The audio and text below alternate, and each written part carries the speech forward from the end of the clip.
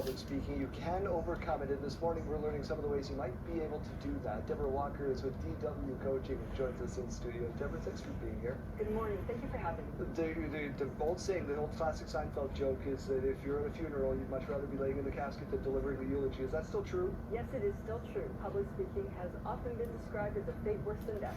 That's incredible. So how do you help people overcome their fear and get up and deliver that wedding address or the best man speech or the eulogy or whatever it has to be? Right. Well, as Regina Speaking Coach, I partner with clients to help them with their confidence and skills in public speaking, and that can range. I've had clients who simply wanted to work on their confidence, simply even getting to the front of the room. I've had clients that want to work on reducing and eliminating their filler words, the ums, the ahs, the so's that come up so easily when we're thinking about what to say next. And then I work with people who are giving formal speeches and presentations, whether that is a speech contest or a formal public-facing speech or presentation. How did you get started? How did you just discover that this was a skill that you possessed? I myself was a client for 3 years during COVID. COVID had opened up the world, and that meant that speaking coaches were accessible. We didn't have anybody here in Regina who was a speaking coach. My coach is in Cape Town, South Africa. So I was a client myself for a number of years, and then I decided, as a result of all the training that I took, that I now had so much more to offer others.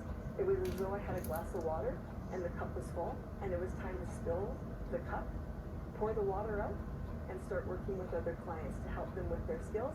And then I retired from my day job in January of 2025, and I run my business full-time. Let's pretend that I'm a person that comes to you and I have something coming up that I need to get through, and I just don't know how to do it. What does a session with you look like?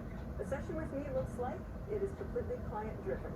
We can meet on person or virtually for around an hour per session, and I partner with you to work on what you want to work on.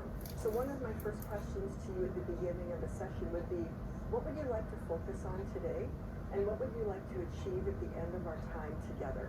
The client drives the direction of the session, and I partner with them for their success. Is it about giving back confidence in a way? Absolutely. Just how hard is it to do that? I mean, that's, for some people, that's crippling. Absolutely. And I actually have several what I call two-word principles that I work with my clients on to help them with their confidence. The one that has resonated with a lot of my clients is the concept of even though I will. Even though I am nervous, I will share my story.